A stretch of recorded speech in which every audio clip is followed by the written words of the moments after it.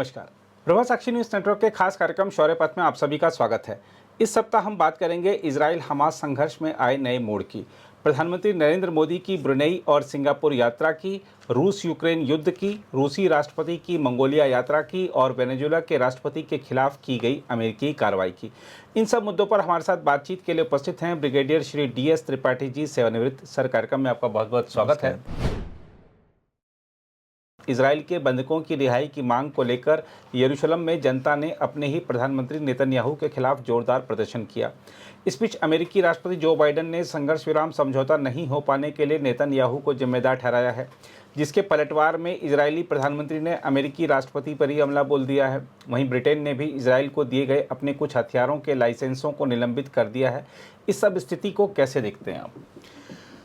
नहीं जी, देखिए, पहले तो जो लड़ाई है इजराइल हमास की, वो एक तरफा तो चल रही है और ऐसा भी नहीं है कि कोई बहुत ज़्यादा प्रोग्रेस है कि जो एम्स थे इनके, जो रखा था कि हमास का पूरा खात्मा कर देंगे। अभी देखिए, तकरीबन 41,000 जो कहा जा रहा है, जो मतलब पैलेस्टीनियन अथॉरिटी ने, जो उनकी हेल्थ डिपार्टमेंट है, उन्होंने जो निकाला है, फिगर्स दी हैं, 41,000 के आसपास की मौत हुई है पैलेस्टीनियंस की, जिसमें मैक्सिमम औरतें, बच्चे हैं। और ये कहा जा रहा है कि तकरीबन 10 से 12,000 उसमें हमास के भी हैं जी। और हमास, जो इजराइल ने ही पहले कहा था अक्टूबर-नवंबर में कि तकरीबन 30,000 की स्ट्रेंथ है, उसके कहीं नज़दीक अभी नहीं पहुँचे हैं जी। और कोई फिगर नहीं दे रहे हैं कि कितने हमास के लोग मारे गए। हालांकि वहाँ देखा जाए गाजा में बहुत ज़्यादा मारे गए हैं, क्योंकि जो रबल्स हैं, जो इतने बिल्डिंग्स इतनी गिरी हैं, मतलब 60-70% बताइए डैमेज हो रखा है पूरा इंफ्रास्ट्रक्चर, उनके नीचे से पूरी बॉडी तो निकली नहीं है अभी जी। लेकिन फिर भी अभी लगता नहीं कि हमास ख़त्म हो गया है। हमास भी अपने हमले जारी रखा था। बीच में आपने देखा, पिछले महीने हमने दर्शकों को बताया भी था कि कुछ उन्होंने रॉकेट छोड़े थे जो तेल अवीव तक पहुँचे थे। तो मतलब ऐसा लग नहीं रहा है कि हमास का पूरा खात्मा हो गया है। दूसरा, जो पिछले 4 महीने से लगातार, उससे पहले भी पीस की बात चल रही थी, उसमें भी कोई खास प्रोग्रेस नहीं आया। दोनों की वजह से दोनों एक दूसरे को ब्लेम करते रहे। इजराइल, नेतन्याहू कहते रहे कि हम तैयार हैं, लेकिन कुछ शर्तें उन्होंने अपनी रखी और कुछ इन्होंने पैलेस्टीनियन अथॉरिटी ने रखी। अब देखिए, उसको उस पर दस्तखत करने के लिए सिग्नेचर के लिए 2 ही लोग हैं, एक नेतन्याहू और दूसरा सिनेवार। अब सिनेवार तो हानिए तो चलिए बाहर था जी। सिनेवार तो लगातार इन्हीं टनल्स में रहता रहा है गाजा के, वहाँ से लड़ाई लड़ी है, तो वो भी जल्दी अपनी चीज़ें नहीं रखेगा जी। अब उनके पास एक सबसे बड़ा जो मिसाइल या हथियार कहिए था हमास के पास, वो ये हॉस्टेजेस थे।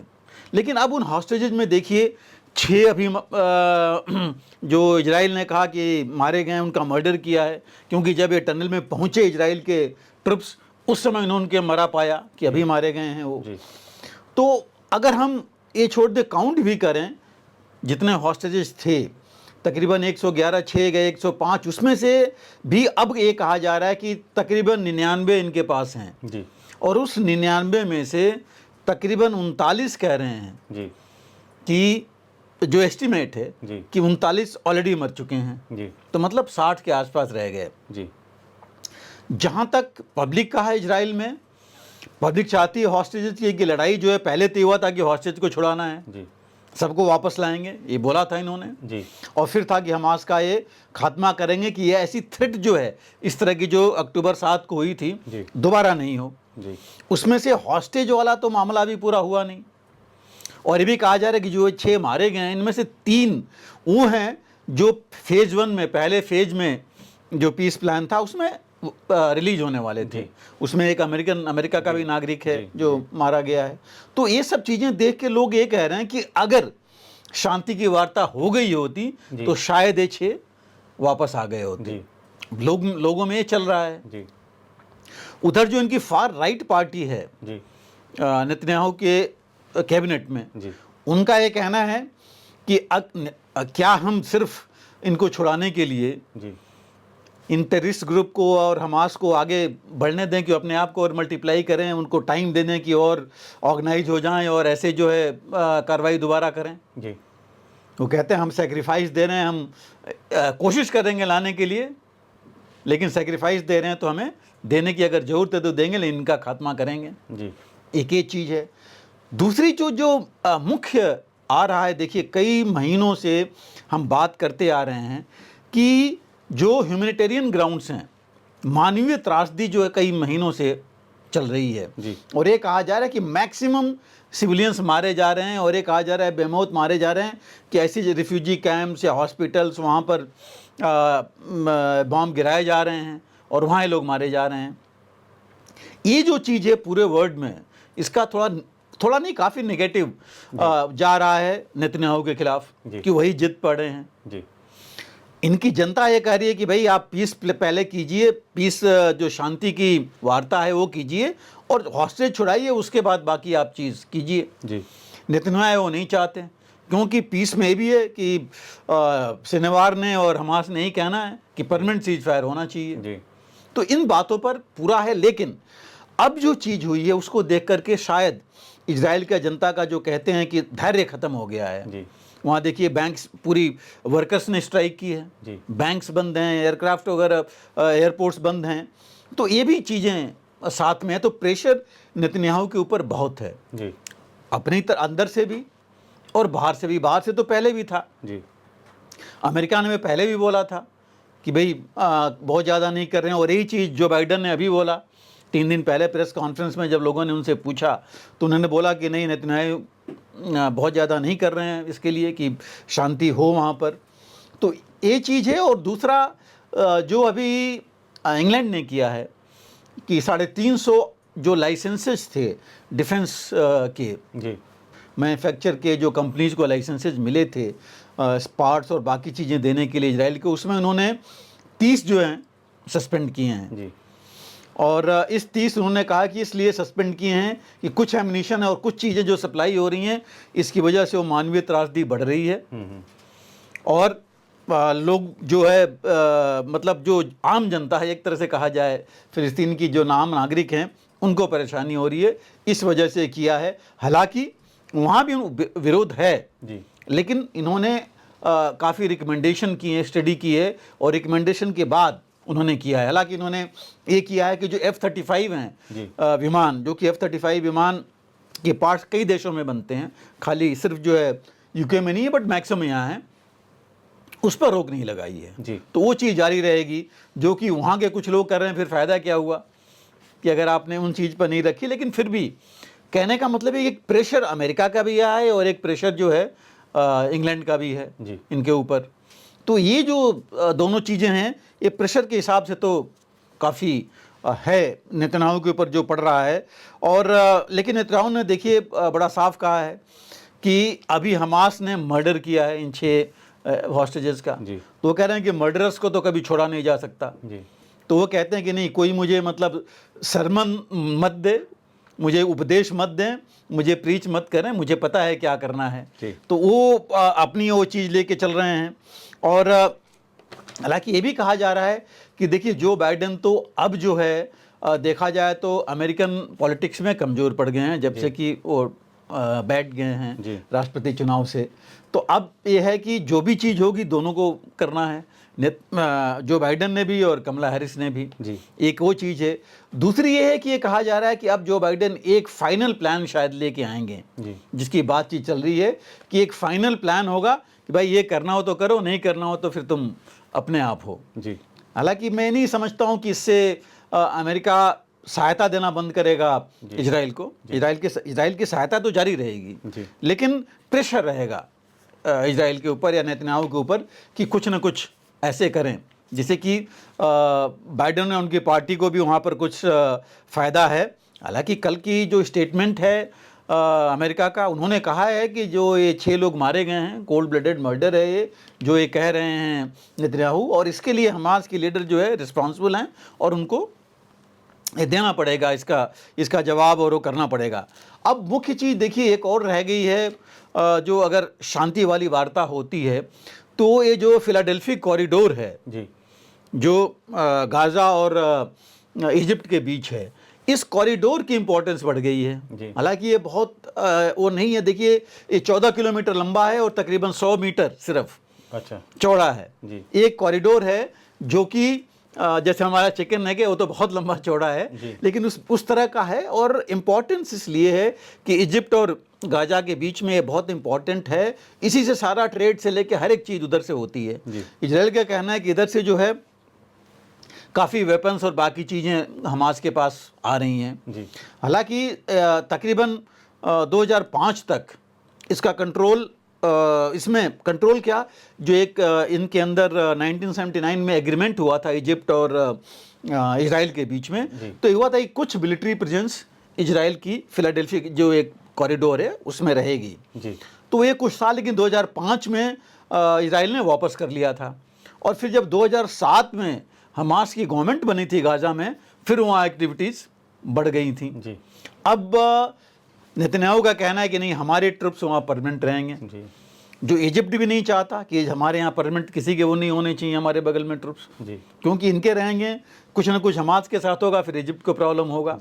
हमास से भी यही कह रहा है कि शांति जो वार्ता होगी या प्लान है उसमें ये नहीं होना चाहिए कि ये रहेंगे, फिर हमास कैसे रह पाएगा वहाँ। तो एक बड़ा मुद्दा बनने वाला है ये कॉरिडोर, जिसकी बहुत इंपॉर्टेंस पहले नहीं हुई थी, जो अभी हुई। लेकिन हाँ, ये बहुत इंपॉर्टेंट रूट है ट्रेड और ट्रांजिट का उसमें, तो वो इसकी ये वैल्यू वहाँ रहेगी। और जहाँ तक जो आपने बात कही यूके की या इंग्लैंड का वेपन्स का, देखिए कुछ और देशों ने भी वो किया है। स्पेन और बेल्जियम भी शायद वो कर चुके हैं। पहले उन्होंने बोला था कि उन्होंने तो यहाँ तक बोला था कि वो जल्दी ही मान्यता देंगे, या उन्होंने एक फ़िलिस्तीनी राष्ट्र जो है उसकी भी उन्होंने एक तरह से मान्यता देने की बात कर दी थी। तो वो जो है ये जो लगता नहीं कि बहुत ज़्यादा इससे प्रेशर पड़ेगा, लेकिन प्रेशर तो है नेतन्याहू के ऊपर। और नेतन्याहू का ये कहना है कि ये उन्होंने तो यहाँ बोला है, वर्ड यूज़ किया है कि बड़ा शेमफुल एक्ट है इंग्लैंड का जो उन्होंने किया है। वो कह रहे हैं कि इससे जो है जितने टेररिस्ट ग्रुप्स हैं उनको ये मैसेज जाएगा कि तुम जो है इस तरह का काम कर सकते हो और तुम्हें सपोर्ट करने वाले मिलेंगे। और देखिए ऐसा नहीं कि बहुत ज़्यादा कोई एक्सपोर्ट भी आया है इंग्लैंड से इजराइल को। मेरे ख्याल से पिछले साल में जो टोटल मिलिट्री एक्सपोर्ट्स आए हैं इंग्लैंड से $42 मिलियन पाउंड के आसपास होंगे, जबकि अमेरिका से मैक्सिमम होता है 65% तो इजराइल के पास अमेरिका से ही आता है। तो ये बाकी देश तो साथ दे ही रहे हैं, ऐसा नहीं जर्मनी ने मना कर दिया है, वो साथ दे रहा है इजराइल का ही। तो ऐसा नहीं लगता कि बाकी देश भी फॉलो करेंगे, जो लोग सोच रहे थे कि जो इंग्लैंड किया है बाकी भी करेंगे। अगर ऐसा होगा तो प्रॉब्लम तो आएगी इजराइल को, क्योंकि उनको हर एक चीज़ मिलेगा नहीं। और इवन देखा जाए तो वाशिंगटन भी, जो यूनाइटेड स्टेट्स एडमिनिस्ट्रेशन है, वो भी नहीं चाहता कि आर्म्स एम्बार्गो लगाया जाए, क्योंकि फिर तो अकेले छोड़ देंगे आप इनको, बिल्कुल, और पूरी वहाँ सब कुछ चेंज जाएगी। लेकिन देखिए मेरा मानना है कि प्रेशर तो पड़ रहा है, नेतन्याहू पर पूरा प्रेशर है, इंटरनल एक्सटर्नल दोनों प्रेशर हो गया है अभी। और इससे तीसरा प्रेशर है उनका खुद का पॉलिटिकल एग्जिस्टेंस, कि वो खुद सर्वाइव नहीं करेंगे अगर वो इसमें फंस गए तो। अगर हट जाएंगे तो फिर तो कोई नहीं पूछेगा। बिल्कुल, इनके खुद के रक्षा मंत्री से इनकी नहीं, गलान से इनकी नहीं बन रही है। वो कह रहे हैं कि इन्होंने मिस हैंडल कर दिया है पूरी सिचुएशन को। तो एक कुछ प्रेशर्स हैं जो काफ़ी पड़ रहे हैं उनके ऊपर, लेकिन अभी तक वो लेके चल रहे हैं। जैसे इनकी पॉलिटिकल प्रोटेस्ट चल रही हैं, लेकिन राइट विंग भी जो है वो इनके साथ ही है। फिर अभी तक इनके पास साजो सामान तो है, ऐसा नहीं है कि नहीं है, और जो लड़ाई लेके चल रहे हैं कॉन्फिडेंस के साथ चल रहे हैं कितना हम हासिल कर पाएंगे। लेकिन उन्होंने ये भी कहा है इनके रक्षा मंत्री ने कि भाई हम जो है 7 फ्रंट वॉर लड़ रहे हैं, 7 जगह से। उन्होंने हिजबुल्लाह, हमास, इंटरनल, और ये जो इधर से वेस्ट बैंक में, फिर उन्होंने हूथी भी लिया, ईरान भी लिया, और मेडिटेरियन साइट्स, वो सब मिला करके उन्होंने कहा कि इतने फ्रंट अगर चल रहे हैं तो इसमें तो हमें और साथ मिलना चाहिए, बजाय कि जो इंग्लैंड ने किया है जी। तो ये प्रेशर तो उनके ऊपर पड़ेगा, लेकिन ये बहुत फ़र्क इनके ऊपर नहीं डालेगा। लेकिन एक चीज़ और है कि एक थोड़ा सा मॉरल ग्राउंड हमास को भी मिलेगा ये बोलने के लिए जी। कि ये रिकग्नाइज तो हो रहा है कि इजराइल इतना ज़्यादा ज्यादती कर रहा है, मानवीय त्रासदी कर रहा है, जिसको नहीं करना चाहिए, लड़ाई में जिस तरह होना चाहिए वो नहीं कर रहा है। तो ये एक चीज़ है, इसको और जो बाकी ग्रुप्स हैं उनको मिलेगा जी सपोर्ट। जी बिल्कुल सर। सर, प्रधानमंत्री नरेंद्र मोदी की ब्रुनेई और सिंगापुर यात्रा का क्या महत्व है? अनिल जी देखिए, ब्रुनेई और जो सिंगापुर दोनों जो हैं, जब हमारे प्रधानमंत्री ने बोला था कि हमारी लुक ईस्ट पॉलिसी होनी चाहिए और आसियान के साथ हमारा कांटेक्ट बढ़ना चाहिए, तब से जो है उन्होंने इस तरह की यात्राएं शुरू की हैं। और ब्रुनेई की देखिए पहले प्रधानमंत्री हैं जो जा रहे हैं ब्रुनेई में जी इतने सालों में जी। तो ये एक अपने ही आप में उपलब्धि है। तकरीबन एक ये कि 70 सालों से ब्रुनेई के साथ संबंध हैं हमारे जी। और अभी कल गए थे वहाँ पर जी। अब तो सिंगापुर पहुँच गए। आज तो सिंगापुर पहुँच गए, बट कल देखिए जिस तरह से उनका स्वागत किया गया, बातचीत हुई, जिस तरह वो उस मस्जिद में गए, उनको ब्रीफिंग दी गई, बताया गया, तो ये एक अपने में ही एक बहुत इम्पॉर्टेंट चीज़ है। और देखिए ब्रुनेई साइज के हिसाब से नहीं मैटर करता, लेकिन ब्रुनेई के पास काफ़ी पैसे हैं जी, ऑयल और गैस काफ़ी है उसके पास जी, और ऑयल एंड गैस जो है उसका उन्होंने काफ़ी फ़ायदा उठाया है और अभी भी फ़ायदा उनको है और हमको उसकी ज़रूरत है जी। और पहले टेन्योर में ही प्रधानमंत्री ने बोला था कि हम एक जगह नहीं, हम सारे ऑप्शंस ढूंढेंगे ऑयल गैस के लिए। सिर्फ ईरान पर डिपेंडेंट थे या सिर्फ मिडिल ईस्ट में थे, ओपेक कभी बढ़ाता था, कभी कहीं होता था, वो सब चीज़ें बहुत होती थी। अब देखिए पिछले 3 साल में तो ओपेक का कहीं नाम नहीं है, रशिया का चल रहा है, रूस से चल रहा है, इनसे चल रहा है। तो इस तरह से डाइवर्सिफाई करना बहुत ज़रूरी था। तो एक ये चीज़ हुई। और ब्रुनेई की देखिए लोकेशन भी थोड़ी स्ट्रेटजिक है, क्योंकि एक तरफ इंडोनेशिया है, दूसरी तरफ मलेशिया है, और जो साउथ एशिया है और ख़ासकर ईस्ट एशिया में उसकी पोजीशन एक तरह से अच्छी है जी। तो वो हमारे लिए जैसे मैंने कहा कि इकॉनमी है, फंड्स का मामला है, इन्वेस्टमेंट का मामला है, ऑयल का है, ऑयल एंड नेचुरल गैस है, इसमें काफ़ी एक दूसरे के सहायक हो सकते हैं। और एक चीज़ और है देखिए कि जो अभी तक डिफेंस कोऑपरेशन बहुत ज़्यादा नहीं था, ये भी बात वहाँ पर हुई है डिफेंस कोऑपरेशन के लिए, क्योंकि देखिए जहाँ जहाँ प्रधानमंत्री गए हैं डिफेंस कोऑपरेशन वाली बात जरूर आई है, और 2-3 तरह से आई है। देखिए एक तो इन्वेस्टमेंट कर सकता है जी ब्रुनेई, दूसरा उसको भी चाहिए हमारे जो हम अभी भारत एक एक्सपोर्टर बनी गया है, साजो सामान इतना बन रहा है। देखिए 1.5 लाख करोड़ का तो लास्ट ईयर ही डिफेंस का साजो सामान जो बना है और जो हम बाहर दे सकते हैं, अच्छा और जो है सस्ता भी है जी। तो ये जो चीज़ें हैं उनके लिए भी फ़ायदा हो गया। और इन्होंने एक जॉइंट वर्किंग ग्रुप भी बनाया है खास करके डिफेंस सेक्टर के लिए जी। तो इस विजिट में इस पर भी बातचीत हुई है और स्ट्रेटेजिक डिफेंस कोऑपरेशन की भी बात हुई है जी। तो आप समझ सकते हैं कि इसमें हर एक चीज़ इंक्लूडेड है, खास करके मैरीटाइम जी, क्योंकि समुद्र से घिरा हुआ है अभी ब्रुनेई।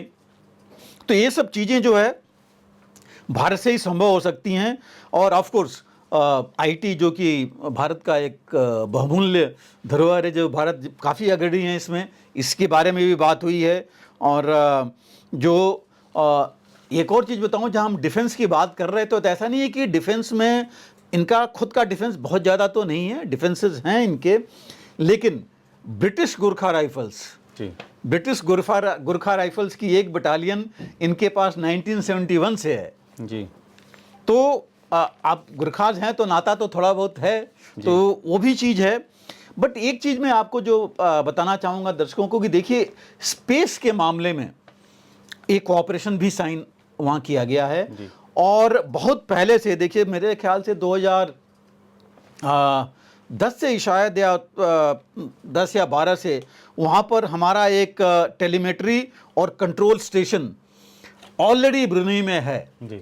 जो काम कर रहा है। जो स्पेस में जो भी हम सैटेलाइट्स और बाकी चीज़ें भेजते हैं उनको मॉनिटरिंग के लिए जी। तो ये ऑलरेडी वहाँ पर स्टेब्लिश्ड है हमारा सेंटर, वो काम कर रहा है। उसको और आगे बढ़ाने की और कोऑपरेशन की भी बात वहाँ पर हुई है। तो ये भी एक चीज़ बात हुई है और मुझे लग रहा है कि इसमें जो है ये काफ़ी आगे बढ़ेगा, क्योंकि वहाँ से आप जितने भी स्पेस रॉकेट्स और हर एक चीज़ मॉनिटर कर सकते हैं जो भी हम इधर से छोड़ रहे हैं उस इलाके से। अब आप अगर इसको डिफेंस उससे जोड़िए तो आप देखिए कि वहाँ से आप अपने और बाकी भी मॉनिटर कर सकते हैं जी। दैट मीन्स वो चाहे रशिया है, चाहे चाइना है, चाहे यूएस है, इंडो पैसिफिक, साउथ चाइना सी खास करके जो एरिया है उसकी मॉनिटरिंग आप वहाँ से कर सकते हैं जी।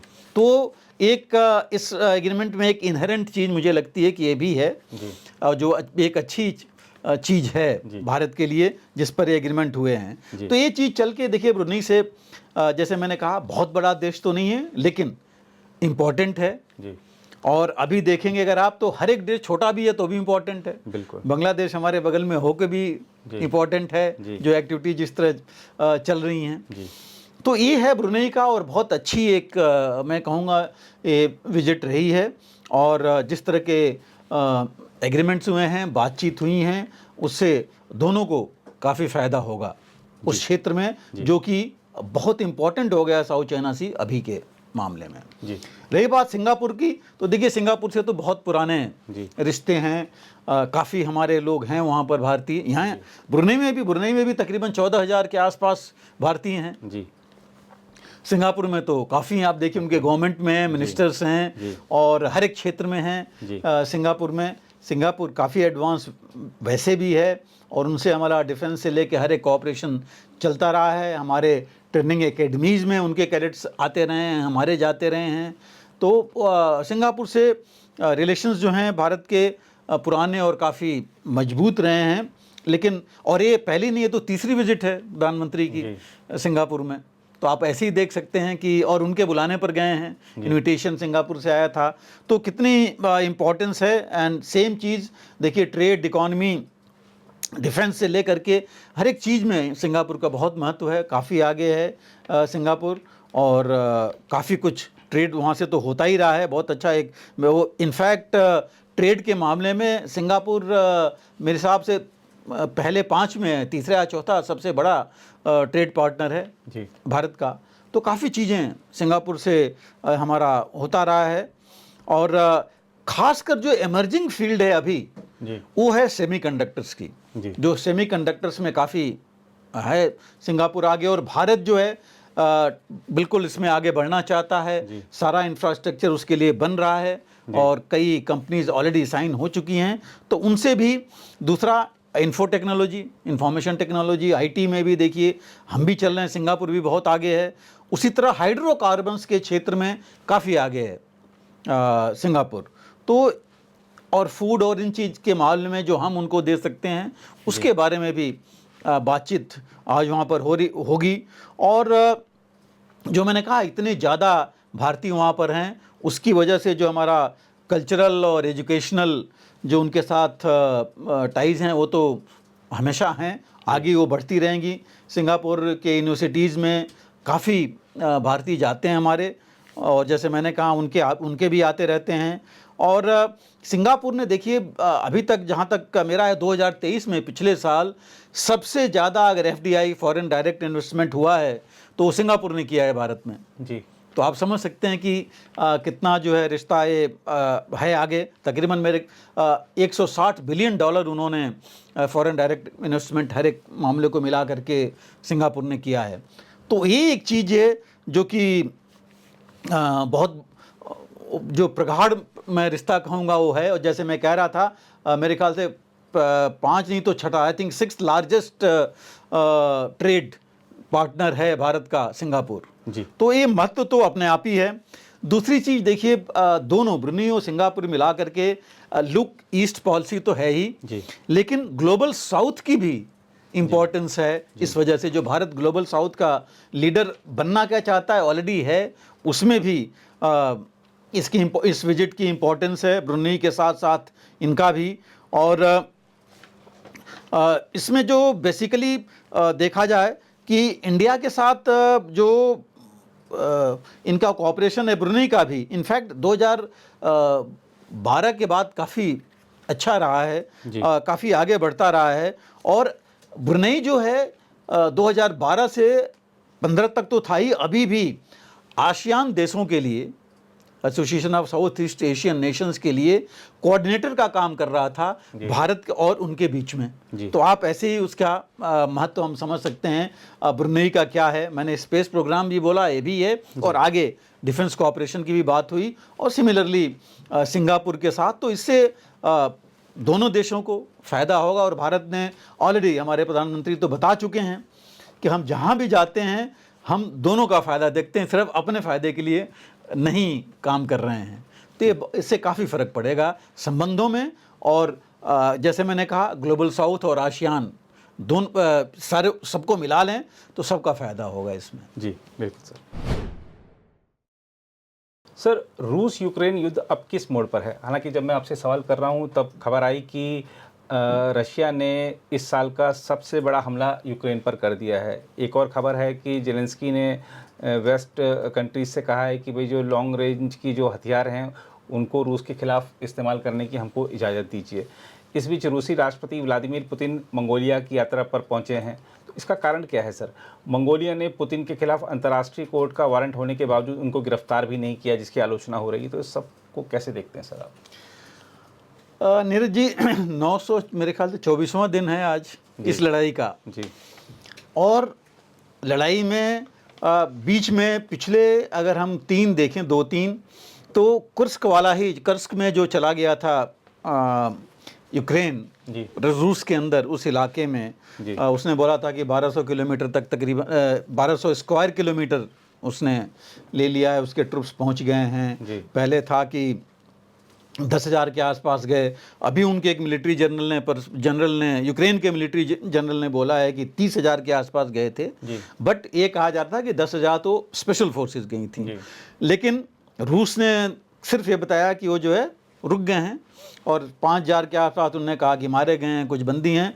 अब यूक्रेन से कुछ नहीं आ रहा है कि वहाँ पर कितना उन्होंने आगे बढ़े, नहीं बढ़े, कितना उन्होंने युद्धबंदी बनाए, क्या किया, मतलब कुछ खबर नहीं आ रही है। वेस्टर्न मीडिया में जहाँ ये खबर आ रही थी उनके तरफ से भी अभी बंद है, कुछ नहीं बता रहे हैं कि कितना आगे बढ़े हैं। तो स्टॉल तो हो ही गया। अभी जब आप ये बात कर रहे हैं तो तत्काल की खबर है कि यूक्रेन के विदेश मंत्री का इस्तीफा भी हो गया है। बताइए अभी अब इतनी चीज़ें हैं। उनके 2 मिनिस्टर्स ने इस्तीफा दिया है, जो कहा जा रहा है कि चेंज होगा उनके, उसमें 2 मिनिस्टर्स ने दिया है। और एक चीज़ इसके साथ देखिए कि अब तो ये ट्रुप्स जो अंदर चले गए हैं सभी वो कर रहे हैं, मतलब पुतिन को समझ नहीं पा रहे हैं। जेलेंस्की ने सोचा कि वहाँ अपने ट्रुप्स निकाल के लगाएंगे, वेस्ट ने, नाटो और अमेरिका ने भी यही सोचा, और पुतिन बिल्कुल बॉदर्ड नहीं है। चेचन्या चले गए, अभी मंगोलिया चले गए। और दूसरा आप देखिए, रूस ने कहा है कि पहली बार जो है पिछले 6 महीनों में 277 किलोमीटर ज़मीन उन्होंने कब्जा कर लिया यूक्रेन का। सबसे ज़्यादा इन्होंने पिछले 6 महीने में किया। उसके अलावा कल की देखिए कितना बड़ा इन्होंने मतलब आप जैसे कह रहे थे कि सबसे बड़ा मिसाइल और रॉकेट और ड्रोन अटैक किया रूस ने, और इतना बड़ा उन्होंने डैमेज किया। 51 लोग मारे गए। जो इनके जो ये शहर है बीच में, ये खार्किव और कीव के बीच में पड़ता है, जहाँ पर कि ये इतने बड़ा, और एक मिलिट्री वो है ट्रेनिंग सेंटर और हेडक्वार्टर था वहाँ पर। तो वो तहस-नहस पूरा हो गया। इनकी एक और जो हाइड्रो पावर है वहाँ पर इन्होंने उसको नष्ट कर दिया। तो अभी पूरा मतलब इंफ्रास्ट्रक्चर वाइज तो ये नष्ट हुए जा रहे हैं हर जगह। इनका वो 1200 स्क्वायर किलोमीटर अलग की बात है, ये 277 बहुत इंपॉर्टेंट लैंड जो कैप्चर किया इन्होंने। और चूंकि अगर पुतिन चिंता नहीं कर रहे हैं, वहाँ रोक लिया है उन्होंने, उनको खदेड़ने की भी जरूरत नहीं, वो चाहते भी नहीं होंगे। वो चाहते होंगे कि पीछे से इनको रोक लो, एंड डिस्ट्रॉय करो, वापस क्यों भेजना, वो ये पॉलिसी लेके चलेंगे। तो ये चीज़ ले करके और इन्होंने प्रेशर डलवा दिया है देखिए चेचनिया में गए, चेचन से जरूर पहले 47,000 थे, अब और आएंगे जी। वहाँ से ट्रेंड इनके जो भी रिक्रूट्स कहिए, और बेलारूस से इन्होंने प्रेशर वैसे ही डाल रखा है ऊपर जी। नॉर्थ कोरिया उसके साथ ही हैं, दो और कंट्रीज़ का ये जो उसमें चले गए थे यूरेशिया, जो इनके पहले रूस के ही जो पार्ट थे, दो और देशों का विजिट कर लिए। तो ये तो अपने इंटरनेशनल टूर पर जा रहे हैं जी। फिलीपींस भी गए थे, हाँ वहाँ भी गए थे बताइए। और ये नॉर्थ कोरिया से लेके, मतलब मैंने कहा वो अपने हिसाब से चल रहे हैं जी। उनको लग रहा है कि कोई इफेक्ट नहीं है जी। इन सब चीज़ों का जी। और अपनी इंपॉर्टेंस दिखा रहे हैं, वो मतलब स्टेब्लिश कर रहे हैं। ऐसे नहीं है कि वो डर गए हैं सैंक्शन से या आईसीसी वारंट और बाकी चीज़ों से। जी। तो वो अपनी राह पे चल रहे हैं, जो कि समझ नहीं पा रहे हैं अमेरिका, नाटो और बाकी कि हो क्या रहा है जी। और उसके साथ देखिए बीच बीच में ऐसी स्ट्राइक करके अब वो बाहर की न्यूज़ तो आ रही है। आप देखिए कि यूक्रेन की ग्राउंड रिपोर्ट क्या है। जी। यूक्रेन के लोग नहीं चाहते हैं कि अब इतना जितना ये विनाश हो रखा है और आगे बढ़े। वो तो कह रहे हैं कि जितना हो गया, अगर देना है आप दे दो ज़मीन, लेकिन जितने हैं उतने में तो रहो कम से कम। जी। तो ये चीज़ वहाँ पर हो रही है। और इन्होंने क्या किया, देखिए लास्ट वीक पिछले हफ्ते नवोदिका करके जगह है वो ले ली। अब ये पोकस्की टाउन की हम लोग बात कर रहे थे पिछले हफ्ते, वो भी ले लेंगे जल्दी ही जिस तरह है। और खार्किव अगर गया तो समझ लीजिए कि आधा तो ऐसे ही चले गए। सेकंड लार्जेस्ट सिटी और बहुत इंपॉर्टेंट सिटी है, उस पर वो प्रेशर डाल रहे हैं पुतिन। उनको चिंता नहीं है कर्ज के बारे में जी। दूसरी चीज़ देखिए, उन्होंने टैक्टिक्स बदल दिए अभी रूस ने जी।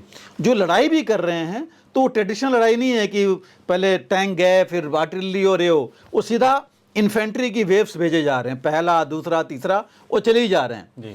मतलब रूस को जो वहाँ पर उनके सैनिक हैं डिफेंसेज में डिफेंस ले रहे हैं उनको थकाने के लिए। जी। एक वेव गई, उन्होंने अगर उनको कैजुअल्टी भी कुछ किया, वो और गए फिर और आए जा रहे हैं जी। तो ये एक तरह से चाइनीज भी ने भी हमारे साथ यही किया था तकरीबन 1962 में। बट एक इन्होंने टैक्टिक्स अपनी बदल दी।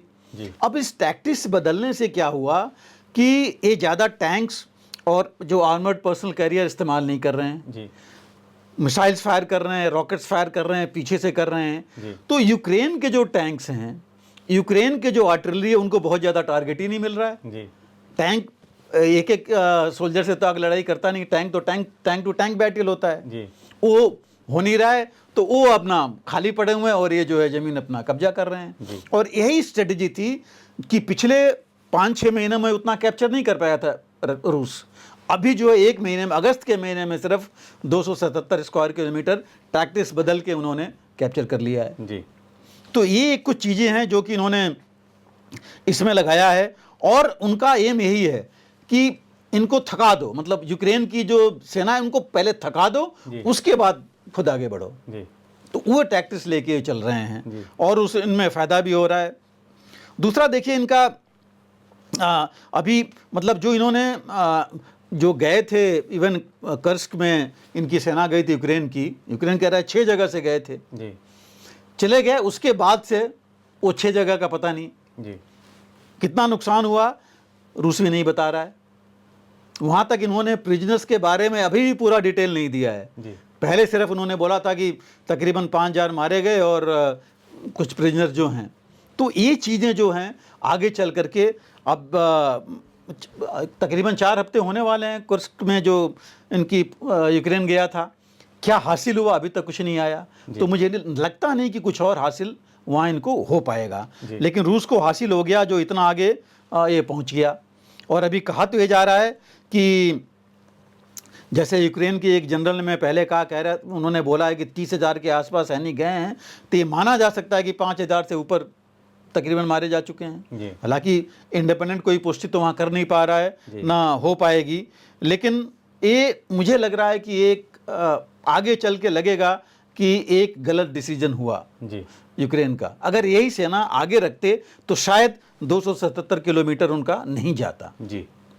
उनको अपनी बचाने की ज़्यादा ज़रूरत है बजाय कि इसको ये कहने के लिए कि वहाँ आ गए हैं, बिकॉज गए भी हैं तो ये वहाँ कुछ ज़्यादा कर नहीं पाएंगे, तो ये मुश्किल है।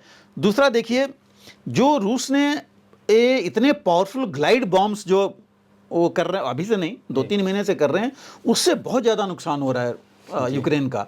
और उसके अगेंस्ट डिफेंस ज़्यादा इनके पास है नहीं, ये डिफेंस कुछ करने के लिए।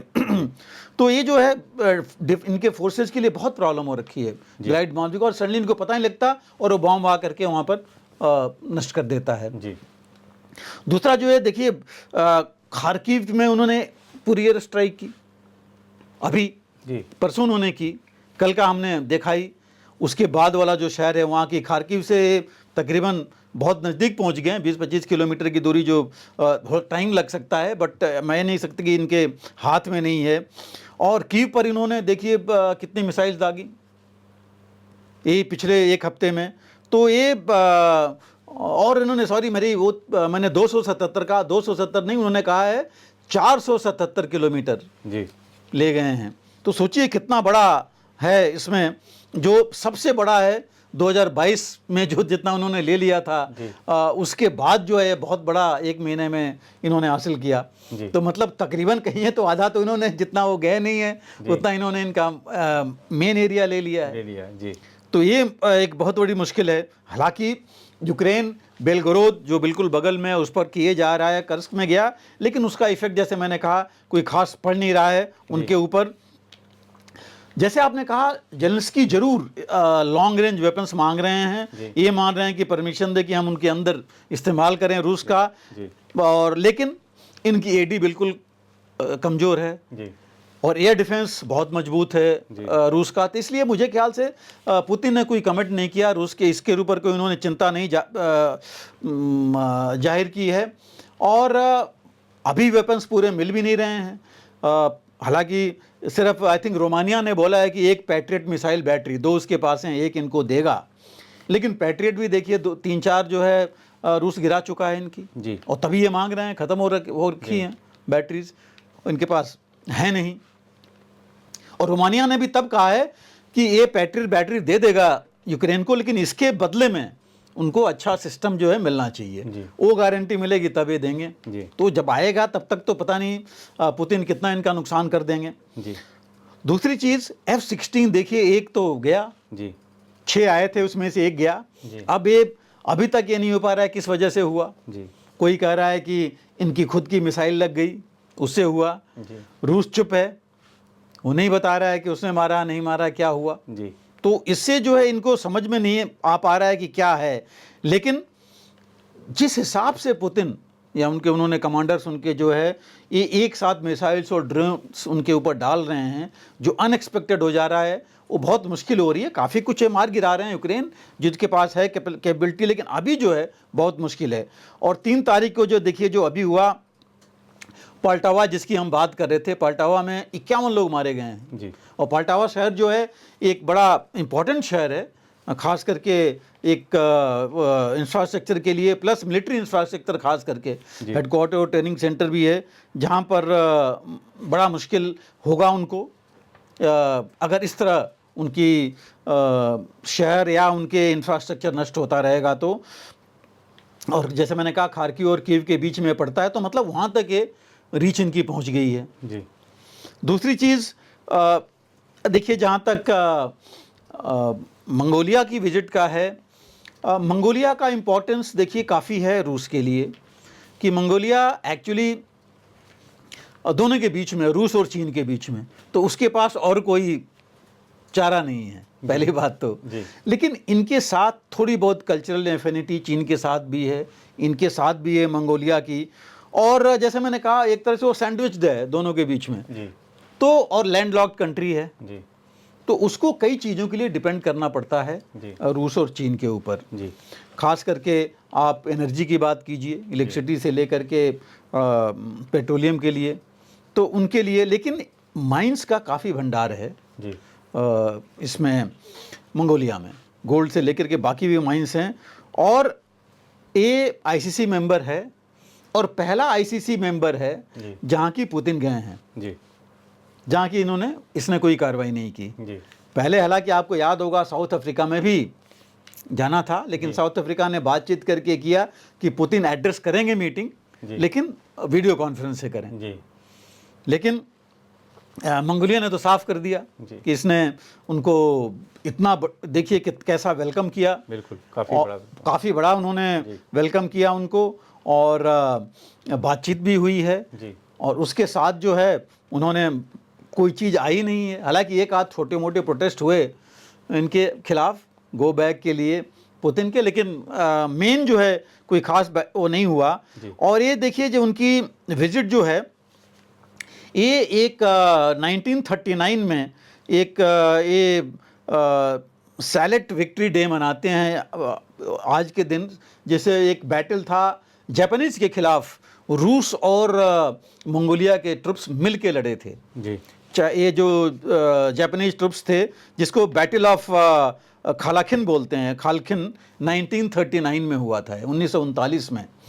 उस लड़ाई में जो है दोनों इन्होंने जापानीज ट्रुप्स को वापस भेजा था, दोनों ने मिल करके, और उस पर ये 50वीं वर्षगांठ थी जिसमें कि गए हैं पुतिन वहाँ पर, तो वो भी इसके साथ मनाया गया। जैसे मैंने कहा बहुत ग्रैंड वेलकम हुआ।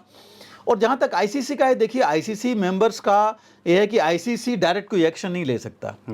आईसीसी सिर्फ जो आईसीसी के जो मेंबर्स हैं उनको जो है एक रिपोर्ट भेज सकता है जी। और उस रिपोर्ट पर वो कार्रवाई करें नहीं करें वो अलग की बात है, लेकिन कोई बाइंडिंग ऐसा नहीं है किसी के लिए। तो इसलिए ये नॉन ऑब्लिगेटरी है, कोई ऑब्लिगेटरी नहीं है कि करना ही पड़ेगा। हाँ, बोलने के लिए सब बोल सकते हैं, और मंगोलिया को इन एनी केस अमेरिका और किसी के सैंक्शन से कोई फ़र्क तो पड़ना नहीं है। तो इसलिए मंगोलिया को कुछ ऐसा वो नहीं था, क्योंकि सिर्फ जो आईसीसी के जो जजेज हैं वो अपनी फाइंडिंग भेज सकते हैं, और बाकी नेशंस अगर चाहेंगे तो कुछ करेंगे, अदरवाइज ऐसा कुछ नहीं। और शायद मंगोलिया को, जैसा मैंने कहा, पता होगा कि कुछ एक्शन होने वाला नहीं है, और करेंगे भी तो ये कोई फ़र्क इसको पड़ने वाला नहीं है। तो एक तरह से वो जैसे कहते हैं कि उसमें उन्होंने, पुतिन ने खुद बोला, उसमें रूस में ही उन्होंने बोला है कि पुतिन मॉक्स आईसीसी, कि तुम कर लो जो भी करना है। तो ये एक चीज़ वहाँ पर है।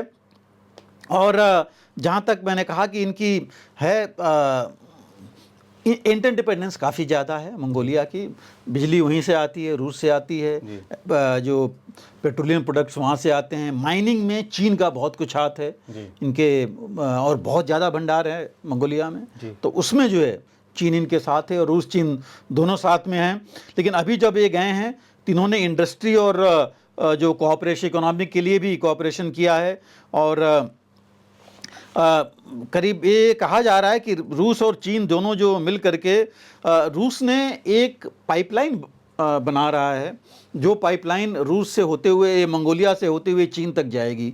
ये तकरीबन $50 बिलियन की पाइपलाइन होगी, और इसका मुख्य एम है कि रूस से चीन को पेट्रोलियम जो है सप्लाई करना। तो ये जो है बहुत इंपॉर्टेंट, सॉरी 50 बिलियन नहीं, 50 बिलियन क्यूबिक मीटर, अच्छा, 50 बिलियन क्यूबिक मीटर गैस जो है लेके जाएगी वहाँ चीन में। तो एक बहुत इंपॉर्टेंट प्रोजेक्ट है, जो वो आगे बढ़ने की उसकी भी बात हो रही है। तो तीनों का इंटर डिपेंडेंस वहाँ पर है इसके लिए। और ये मंगोलिया, जैसे मैंने कहा, दोनों के लिए इम्पोर्टेंट है, और हो सकता है मंगोल्स अच्छे फाइटर्स रहे हैं जी, तो ये नहीं कह सकते कि ये बात वहाँ नहीं हुई होगी जी। रूस को अगर ट्रुप्स की ज़रूरत है तो जैसे चेचनिया में गए थे पुतिन, इसीलिए हो सकता है एक मुद्दा उनका ये भी रहा हो जी, कि चेचन फाइटर्स के साथ साथ यहाँ से भी जो है कुछ ट्रुप्स लें, क्योंकि जैसे मैंने कहा हिस्ट्री आप देखेंगे मंगोल्स तो वो रहे हैं फाइटर्स जी जी, और अभी भी उनके वेलकम में जो लगे हुए थे स्पेशल फाइट जो ग्रुप्स थे उनके, वो हैं भी जी। तो ये भी चीज़ें इसके साथ ज़रूर होंगी, सिर्फ एक चीज़ के लिए तो पुतिन गए नहीं होंगे जी। तो ये एक इम्पॉर्टेंट थी, लेकिन हाँ, उन्होंने जैसे मैंने कहा दुनिया को दिखा दिया, वेस्टर्न नेशंस को दिखा दिया कि मैं दुनिया में जो मेरी हस्ती है वो है, मैं जा रहा हूँ, मैं रहूँगा, इससे मुझे कोई फ़र्क नहीं पड़ने वाला जी। बिल्कुल सर, अमेरिका ने वेनेजुएला के राष्ट्रपति निकोलस मादुरो के विमान को जब्त कर लिया है। कहा जा रहा है कि चूंकि मादुरो पुतिन के समर्थक हैं इसलिए यह कार्रवाई की गई है। इस संदर्भ में सवाल यह है कि क्या मादुरो के बहाने बाइडेन और पुतिन के बीच एक नया संघर्ष शुरू हो गया है? नीरज जी देखिए, मैं तो नहीं कहूँगा कि पुतिन और बाइडेन के बीच में संघर्ष हुआ है, लेकिन चूंकि फोकस वेनेजुएला पर है, तो देखिए जब आप वेनेजुएला का नाम लेते हैं तो आपके में दिमाग में पहली जो चीज़ आती है ये आती है कि वेनेजुएला जो देश है उसमें है क्या वहाँ, कि वहाँ नारकोटिक्स है, इन्फ्लेशन है, क्राइम है, वहाँ गैंग वॉरफेयर है, शॉर्टेज ऑफ फूड मेडिसिन है, सबसे पहले ये चीज़ आती है। नारकोटिक्स आप जानते हैं बहुत ज़्यादा वहाँ का है, गैंग्स इसी वजह से काफ़ी हैं, क्राइम्स रेट बहुत ज़्यादा है, इन्फ्लेशन बहुत ज़्यादा है, और इस वेनेजुएला की पॉपुलेशन 2 करोड़ 80 लाख की है। 80 लाख लोग वहाँ से डिस्प्लेस्ड हैं, मतलब वो छोड़ के चले गए हैं देश इसी वजह से, ये गैंग वॉरफेयर से, क्राइम से और इन्फ्लेशन से। मैं सिर्फ इन्फ्लेशन की बात अगर आप कीजिए तो वहाँ पर कहा जा रहा था कि 2019-20 में इन्फ्लेशन 2350% था, और अभी की बात कीजिए 23-24 में शायद 186% है उनका इन्फ्लेशन रेट।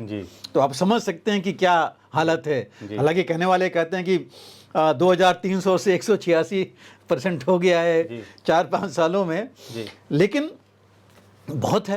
तो मतलब अगर हम दर्शकों के लिए साधारण शब्दों की बात करें, समझने की बात करें, तो मतलब एक चाय लगभग 1 लाख रुपए तक की होगी। बिल्कुल सही बात है, मतलब उस हिसाब से देखा जाए तो वही है। तो आप समझ सकते हैं कि फूड की और बाकी चीज़ों की कितनी शॉर्टेज है यहाँ लोगों का, इसीलिए लोग भाग रहे हैं वहाँ से। ये वेनेजुएला की लोकेशन दर्शक तो जानते ही होंगे कि उस वहाँ से जो बेसिक है, मेक्सिको लोग जाते हैं, कोलंबिया जाते हैं, और अमेरिका में भी जाते हैं शरण लेने के लिए। तो ये जो है एक मुख्य मुद्दा है, अमेरिका के लिए भी ये बहुत बड़ा मुद्दा है। गन कल्चर बहुत है यहाँ, और गैंग्स हैं तो नेचुरली मुश्किल है वहाँ, और ये वहाँ भी इन्फ्लुएंस करते हैं जा करके। लेकिन जो सबसे बड़ी चीज़ है वेनेजुएला की, उसके पास ऑयल रिजर्व बहुत ज़्यादा है। ऑयल का पैसा भी था, ऑयल रिजर्व भी है, और इसीलिए गैंग वॉरफेयर वहाँ इतनी ज़्यादा काफ़ी कुछ हुआ। और रूस और चीन के करीब है, ईरान के करीब भी है।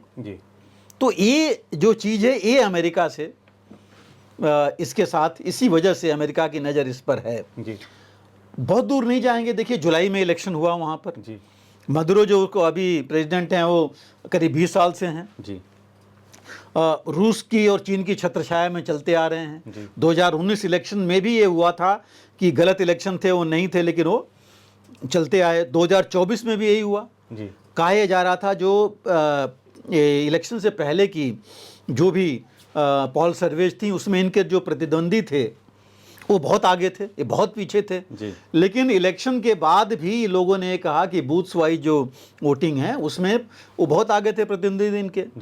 लेकिन सडनली रात में इलेक्शन कमीशन ने बोला 51% पा गए और इसलिए जो है जीत गए। वहाँ 50% का मिनिमम है, इनको 51 दे करके, और एक तरह से कहा जा रहा है कि जिता दिया गया।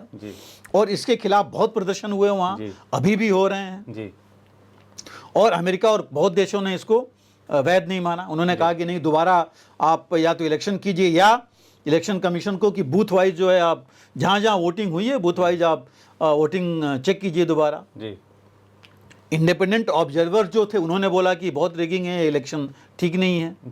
लेकिन मदुरो नहीं माने, और पुतिन ने एंडोर्स कर दिया। उन्होंने कहा कि बधाई दे दी। उन्होंने यहाँ तक कहा कि आप विजिट कर सकते हैं रूस को। तो इनका संबंध अगर देखा जाए तो उस लेवल का उस हिसाब से है इनका। दूसरा, जहाँ तक अमेरिका का सवाल है, अमेरिका ने पहले से इनके ऊपर सैंक्शंस लगाए हुए हैं, और बेसिकली ह्यूमैनिटेरियन वो जो इनके यहाँ मानवाधिकार की जो उल्लंघन है, और ये जो नारकोटिक्स और ये ग्रुप स्मगलिंग है उसको लेकर के प्रोडक्शन और बाकी चीज़ें, जिससे कि उनको बहुत नुकसान हो रहा है वहाँ पर। जैसे मैंने कहा 80 लाख लोग सोच लीजिए कि उसी इलाके में 3-4 इसमें इंक्लूडिंग अमेरिका में हैं। तो ये लेकर के उसने ऑलरेडी सैंक्शंस डाले थे और उनको फ़र्क पड़ रहा था उनसे। बीच में ट्रंप ने काफ़ी ज़्यादा डाले थे 2019 में। उसके बाद जो बाइडेन ने आके थोड़ा रिलैक्स किया था, लेकिन अब दोबारा उन्होंने सैंक्शंस डाल दिया है, खास करके ऑयल एक्सपोर्ट्स पर। तो उस वजह से जो है प्रॉब्लम हुई है। और इलेक्शन चूँकि बहुत ज़्यादा नकारात्मक प्रतिक्रिया इनको मिली, पूरा यूरोप नाटो के कंट्रीज, यूरोप के जो हैं, वेस्ट के कंट्रीज ने सब ने नकार दिया इनके इलेक्शंस को, लेकिन ये अभी भी चल रहे हैं, प्रोटेस्ट हैं, तभी इनको फ़र्क नहीं पड़ रहा है, क्योंकि इनको अपना है ही है इसको, और रूस और चीन का सपोर्ट है जी।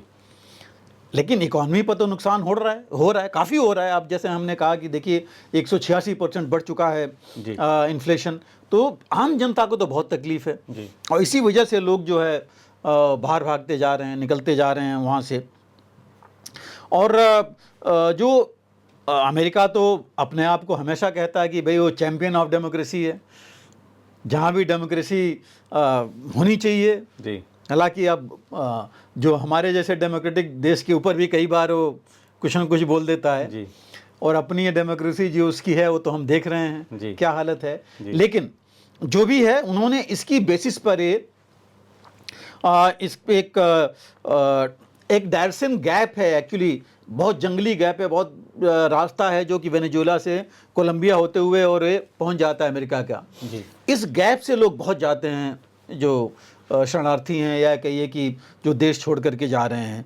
तो ये एक उनके पीछे करीब 100 किलोमीटर का 96 किलोमीटर का है जिसके थ्रू निकलते हैं लोग बाहर, तो काफ़ी लोग देश से बाहर जा रहे हैं जी। तो ये एक गलत चीज़ तो है कि ये देश में ऐसे नहीं होना चाहिए कि आपकी अगर आप लीजिए 2,80,000 में से तकरीबन 30% पॉपुलेशन तो बाहर ही निकल गई है जी। बाहर से सड़ ले रखी है। इसका मतलब कुछ ना कुछ प्रॉब्लम तो है, इस तरह की माइग्रेशन होना नहीं चाहिए जी। तो ये जो और इसी इलेक्शंस में देखिए, इसी में देखा जाए जो प्रोटेस्ट अभी हुए हैं इलेक्शन के बाद, जुलाई के बाद जो अभी अगस्त में प्रोटेस्ट हुए हैं वहाँ पर, उसमें तकरीबन 27 लोग मारे गए और तकरीबन 200 के आसपास इंजर्ड हैं जी। तो मानवाधिकार का उल्लंघन तो है, मानवीय त्रासदी तो उस हिसाब से है जी।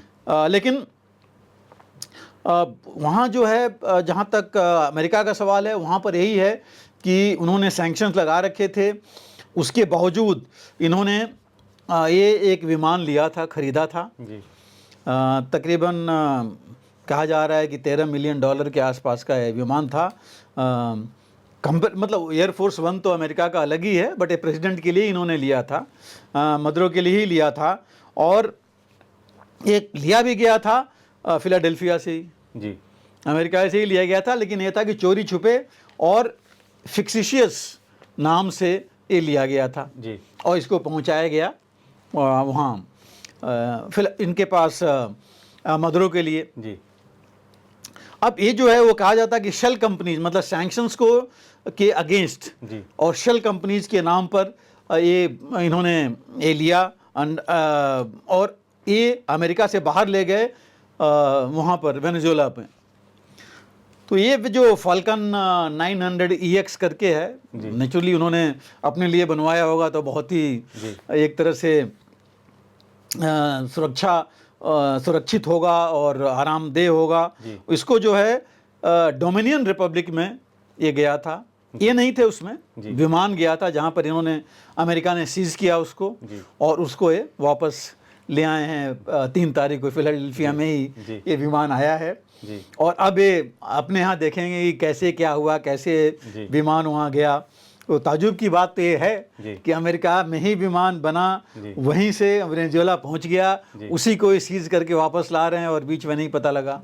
तो ये कि भी थोड़ी ताजुब की बात तो है लेकिन और गया ये कोई बहुत वो नहीं था। 2 तारीख को खैर वहाँ गया था कैरिबियन में, मॉनिटर तो ये करते ही होंगे कि वहाँ पर गया, कैरिबियन में गया तो वहाँ से तो खैर इनकी ही पहुँच है जहाँ से ये ले सकते हैं, लेकिन अपने ही देश में रह के हुआ और गया तो इनको नहीं पता लगा। तो थोड़ी ताजुब की बात तो लगती है कि ये कैसे हुआ। और तकरीबन 2022-23 में ख़रीदा गया था, बहुत पुराना नहीं है। उस समय इन्होंने वहाँ से ले गए थे और लेकिन पूरा एम में है प्रेशर डालने के लिए। इनफैक्ट अमेरिका ने इलेक्शन के बाद ही बोला था कि ये गलत इलेक्शन है, मदुरो को नहीं बनना चाहिए राष्ट्रपति, दे शुड स्टेप डाउन, की छोड़ दें। लेकिन मदुरो छोड़ने वाले नहीं हैं अपने 5वें कार्यकाल में अगर वो पहुंच रहे हैं। जहाँ तक देखिए रूस का सवाल है, पुतिन हमेशा मदद करते आए हैं इनकी वेनेजुएला की और इलेक्शन को भी उन्होंने मान्यता दे दी कि ये सही तरीके से इलेक्ट हुए हैं, वो भी उन्होंने बता दिया, दुनिया को बता दिया, एंडोर्स कर दिया। और अगर दूसरी तरफ आप देखिए तो रूस के दो ही मेन पार्टनर हैं अमेरिकन प्रायद्वीप में जी क्यूबा, वेनेजुएला, जी और इनको रखना बहुत जरूरी है पुतिन को, जी बिकॉज रूस का और कोई कुछ वहाँ है नहीं। यही दो हैं जिनके थ्रू रूस वहाँ पर अपनी प्रेजेंस रख सकता है और आगे अगर कुछ कार्रवाई करना हो तो कर सकता है। जी तो ये एक इम्पोर्टेंस है वेनेजुएला की रूस के लिए, और इसलिए जो है पुतिन ने उनको वेलकम भी किया। और जैसे मैंने कहा, ऑयल एक्सप्लोरेशन में मदद कर रहा है, गोल्ड माइनिंग काफ़ी है वेनेजुएला में, जी उसमें मदद कर रहा है, जी और न्यूक्लियर पावर के लिए भी, न्यूक्लियर पावर में सिविल न्यूक्लियर पावर में भी काफ़ी मदद कर रहा है। लेकिन सिविल न्यूक्लियर पावर कब जो है अपना नॉर्मल, मतलब मैं कहूँगा वेपन ग्रेड न्यूक्लियर पावर हो सकता है, वो सब देख रहे हैं हम, तो ये पता नहीं लगता कि कैसे है। लेकिन जो मदद मिल गई अभी मदुरो को इस इलेक्शंस में रूस और चीन की, तो इस वजह से वो जो है, मुझे नहीं लगता कोई फ्रेश इलेक्शंस होगा जैसा कि चाहते हैं अमेरिका और बाकी देश। हालांकि अमेरिका भी अपने तौर तरीके रखता है अपनी बात मनवाने के लिए जी। तो वो किस तरह कैसे होता है, बल्कि रूस ने तो इसके साथ वेनेजुएला के साथ कोऑपरेशन एग्रीमेंट भी साइन किया है, वही चीन के साथ है। ईरान भी देखिए, ईरान भी वेनेजुएला के साथ रहता है, उनसे आपस में इनकी बातचीत होती रहती है जी। तो जहाँ तक मुझे ये नहीं लगता कि डायरेक्ट कन्फ्रंटेशन कुछ जो बाइडेन और पुतिन का होगा, लेकिन पर्दे के पीछे तो है ही जी। जैसे हमने कहा कि इम्पोर्टेंस वेनेजुएला की रूस के लिए है और रूस को भी वेनेजुएला की है। जी। अमेरिका को वेनेजुएला की इम्पोर्टेंस नहीं है जी। लेकिन अमेरिका को सबसे बड़ी जो थ्रेट है वो है इन तीन देशों का, रूस, चीन और ईरान का जो है मौजूदगी या कोऑपरेशन इनके साथ रहे, और अगर वो आगे बढ़ता है तो ये चीज़ जो है बहुत नुकसानदेह होगी, क्योंकि अमेरिका को फिर वहाँ अपनी रिसोर्सेज अपने देखनी, अपनी ताकत वहाँ लगानी पड़ेगी, और वो हमेशा के लिए कुछ ना कुछ ये लोग वहाँ से कर सकते हैं। नारकोटिक्स और बाकी चीज़ें हैं अमेरिका में, आप देखिए कितने दिनों से ही चल रहा है नारकोटिक्स का जी। बहुत मुश्किल हो गया वहाँ, बहुत है, कोलंबिया से लेके यहाँ तक से ये उनके यहाँ जा रहा है, मैक्सिको से जा रहा है, एक बड़ी एक क्राइसिस बन गया है अमेरिका में जी। तो वो भी उनके लिए एक बहुत बड़ा थ्रेट है जो उन्होंने देखना है। तो इस वजह से जो है कंसर्न्स हैं वहाँ, लेकिन डायरेक्ट मुझे नहीं लगता कि कोई ऐसी चीज़ होगी कि वेनेजुएला को अमेरिका पुतिन के साथ कन्फ्रंटेशन में आके कुछ कर पाए, मिल के कर दे बात अलग है, लेकिन पुतिन और उनके साथ विरोध में आकर के मुझे नहीं लगता। फिर तो पुतिन चाहेंगे वेनेजुएला में अपनी प्रेजेंस रखना और उसको और मजबूत करना मिलिटरली, कि एक थ्रेट बना रहे अमेरिका के लिए जी। तो ये एक चीज़ जरूर चाहेंगे पुतिन, और उन्होंने ऑलरेडी, जैसे मैंने कहा कि उन्होंने मदुरो को अभी इलेक्शन के बाद उन्होंने बोला कि रूस की धरती में आपका स्वागत है जी। तो वो बुला के वहाँ अगर एग्रीमेंट करेंगे तो ये जरूर एक मुश्किल सिचुएशन बन सकती है। और जैसे मैंने कहा दूसरे तरफ से अगर देखें तो अमेरिका और रूस के बीच में जरूर एक कन्फ्रंटेशन वाली बात हो सकती है जी। बिल्कुल सर। और कार्यक्रम का अंत करें सर, उससे पहले मैंने देखा अभी कि सोशल मीडिया पर कि इंडियन एयरफोर्स की एक कॉमिक सीरीज़ आई है सर, और इसमें मैं ये जानना चाह रहा था कि इसका एक तो उद्देश्य क्या है, दूसरा अगर हम इन कॉमिक सीरीज़ों के माध्यम से जागरूकता अभियान, हमारी जो टीनेजर्स हैं या जो और ऐसे जो बच्चे हैं जो दिन भर मोबाइल पर लगे रहते हैं, वो रील्स देखते रहते हैं, बाकी सब चीज़ें देखते रहते हैं, तो क्या ऐसे अभियानों के जरिए, ऐसे कॉमिक सीरीज़ों के जरिए हमारे जो सैन्य शूरवीर हैं, हमारे जो रक्षा सुरक्षा बल के जो ऐसे योद्धा हैं, उनकी कहानी बताई जानी चाहिए ताकि उनका ध्यान थोड़ा सा सही जगह पर लगे? बिल्कुल, आपने बिल्कुल सही कहा नीरज जी। देखिए, इसमें जो बच्चे हैं खास करके जी, हम उनके सामने मोबाइल रख देते हैं जी, वो नहीं देखना चाहते जी। ऐसा नहीं कि हर एक बच्चा चाहता है, वही तो टीवी के सामने भी रख दीजिए, वो देखेगा, बट हम ही मीन्स आज के मैं पेरेंट्स कहूँगा जी, बिल्कुल, वो मैक्सिमम ज़्यादा वही कर रहे हैं जी। नहीं तो पहले क्या होता था, ये कॉमिक्स और ऐसी चीजें होती थी, अगर आपको याद है, हम भी बचपन में हमेशा कॉमिक्स ढूंढते थे जी। कितने कॉमिक्स की अदला बदली होती थी जी जी और इतनी कॉमिक्स आती थी मार्केट में जी और अभी भी पन्ना पलटना चाहेंगे, जी इसमें पलटना मुश्किल होता है मोबाइल में या बाकी जगह, जी। तो ये एक चीज और प्लस वो तो आप देख करके पर्दे पर निकल जाता है। जी जो कॉमिक्स हैं या जो प्रिंटेड है वो अभी भी आपके सामने है। जी। आपने पिछला क्या पढ़ा इसमें नहीं देख पाएंगे, जी। पेज पलटने के बाद जी। इसमें देख रहे हैं जी और उनके मानस पटल पर ये ज्यादा बैठता है, जी देर तक रहता है, जी प्लस इसमें आप चीजें ज्यादा एक्सप्लेन कर पाएंगे, जी जो आप पढ़ करके आदमी उनसे रिलेट कर लेता है। जी। सुन करके रिलेट करना उतना आसान नहीं होता जी क्योंकि चीजें भागती हैं उसमें, जी जब आप दिखाते हैं किसी भी चीज के बारे में। जी।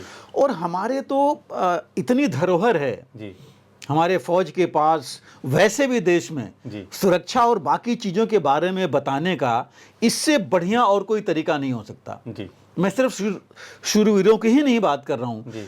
क्योंकि आप देखिए जो एयरफोर्स ने किया है, एक चीज शुरुआत की है उन्होंने, जी उन्हें बोला भी है जी। और ये चीज हमको आगे और बढ़ाना चाहिए। मुझे उम्मीद है कि बाकी लोग भी इस चीज को देख करके, और जहां हम राष्ट्र की बात करते हैं, जी। राष्ट्रीय सुरक्षा की बात करते हैं, अपने देश के जो ये शूरवीरों की बात करते हैं, जी। सिर्फ बात करते नहीं हैं, इस मीडियम से जी। अगर हम अपने बच्चों को दिखाएंगे तो वो उसमें ज़्यादा इंटरेस्ट लेंगे बजाय बाकी चीज़ें देखने के लिए। और देखिए आप, सबसे बड़ा नुकसान क्या है, मोबाइल में एक चीज़ देखते हैं और उनको मजबूरी में दूसरी चीज़ देखना पड़ता है जी जो नहीं भी देखना चाहते। जी। यहाँ पर वही देखेंगे जो देखना चाहते हैं। बिल्कुल। तो एक बहुत बड़ी चीज़ होगी, बहुत चीज़ उनके अच्छा संदेश उनके दिमाग में जाएगा, हमारे देश में जाएगा और हमारे देश के लिए एक बहुत ही अच्छी ये पहल है और बहुत ज़्यादा हमें आगे ले जाएगी, बहुत फ़र्क पड़ेगा इससे। जी बिल्कुल सर। सर आज के कार्यक्रम में आपने इजराइल हमास संघर्ष